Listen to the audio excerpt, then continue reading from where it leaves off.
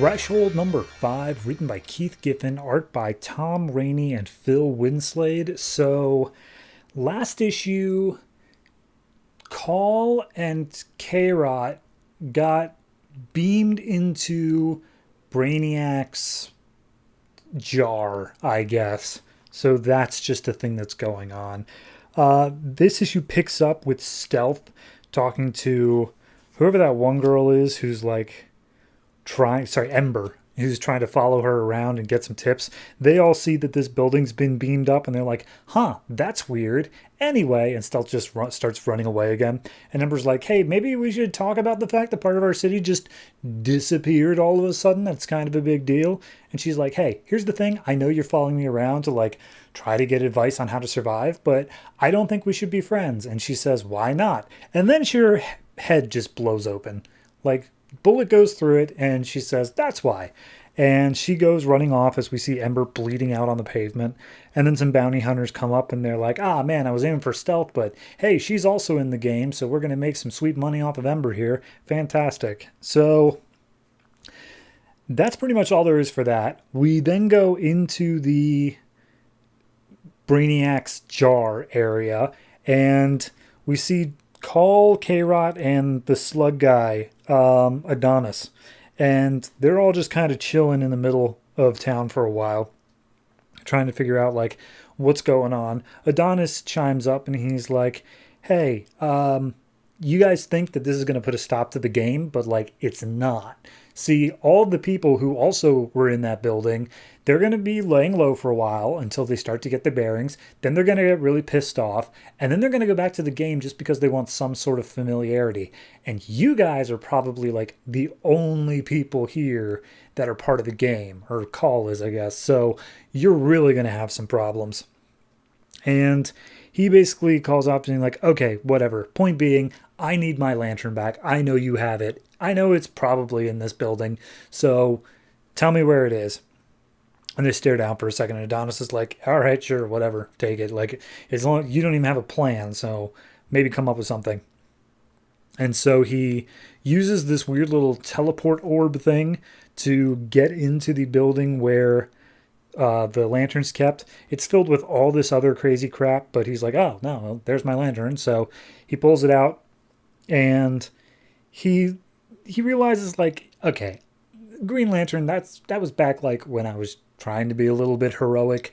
I stopped doing that. I'm pretty self-serving at this point, and I recognize that. So maybe it'll still give me a little bit of something. Maybe I can still do this thing.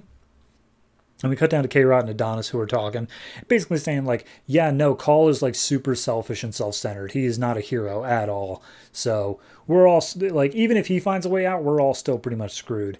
And Call shows back up. He's like, yeah, okay, thanks for the vote of confidence, guys. I was having, like, a self-confidence thing earlier, but thanks for that. So anyway, he comes back. He's fully powered with Green Lantern energy. And Adonis is like, hey, dumbass, Brainiac's going to have some defenses for superpowers, and you just activated yours. So, smart move. And then all of a sudden, all these little spider bots start crawling up all over him. And then we cut over to Brainiac, who's basically watching this all unfold on cameras. And he's like, all right, well, this is just stupid. And he talks to his computer. The computer's like, well, they only have like a 15% chance of escaping. And Brainiac's like, okay, but like, what if he uses more willpower? And it's like, well, if he uses more willpower, then yeah, it's going to be more than 15%.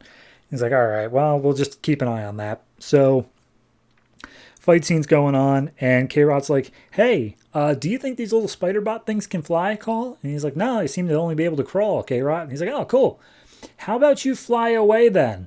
Call's like, stupid rabbit thinking of stuff before I thought of it. So he flies away. All the spider bots stop attacking. And K-Rot, as soon as he leaves, just shoots Adonis in the head. And just like, nah, I'm done with you. But turns out Adonis's brain is not in his head, so he survives it. And so K-Rot just starts shooting at other parts of his body and be like, tell me when I'm getting warm.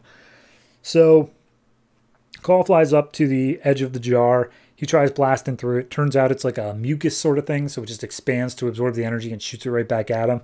He almost passes out, crashes into the ground. He's like, that would have been embarrassing. Makes his way back up there. And he now uses that shrinking thing he had last issue, this time to expand, to get larger. And he expands his size to the point where he is able to break out of the jar. He becomes too big for the jar to handle. He does end up stepping on part of the city, though, which is an issue. And to the point where it looks like the whole city's about to come crumbling down. And he uses his Green Lantern powers to, like, prop it up in order to catch it real quick. And Brainiac shows up and he's like, dude, what kind of asshole shows up and, like, dooms his people by, like, stepping on them just to get his own escape? You are, like, the worst type of person. And he's like, okay, well, it feels like you're kind of worse because you imprisoned us, but whatever. And Brainiac just takes off his Green Lantern ring and says, here's the thing. I'm going to put you back in there because you've kind of, like, messed stuff up, but I'm just not going to let you have your ring. But, of course, Kal is able to control his ring from mild distances, so he uses it to blast Brainiac in the back, get it back on his hand, and he's about to start a fight in this collection room, and Brainiac's like, whoa, hold on. Let's not fight in here. You're going to damage something else. Let's just go somewhere else. And he's like, okay, do you have a name? And Brainiac's like, yes, I do. Can I hear it? Okay, it's Brainiac. And basically Brainiac just tells him, like, hey, do you really want to fight? And Kal's like, is there another option? He's like, yeah, you could just leave. Like, whatever. I don't really care if you leave. I just don't want my stuff broken. And Kal's like, fair enough. And so he just leaves the ship. And that's it. That's the end of the issue. He just bails. I kind of love that as an ending. I'm not going to lie. The fact that Brainiac's like, I'm just here to collect stuff. And you're messing up my stuff. So get out. It's perfectly in line with the character. And I really do enjoy it. The rest of the issue, whatever. It wasn't really hitting any notes for me. But it was at least not unenjoyable. It was just kind of, yeah, whatever. It was the beats that needed to happen to get to the point where we were at the end, which I did enjoy. So overall, I'm going to say this one is I'll give it a 6.5. It's just barely missing 7. And I don't really know what I could say to change about it. It's just not quite there for me. It just feels like a 6.5. Maybe it's the fact that I still don't feel like I care about these characters yet. Like, K-Rod's popping up, Adonis. Like, the fact that Adonis has been in every single issue, and I'm only just now, like, really getting his name, that's a problem with how you are dealing with this book. So, yeah, 6.5. Looking forward, though, to how in the hell he's just around now. He's just like, yeah, maybe I should save him. But then again, I'm self-centered. So, I'm looking forward to it.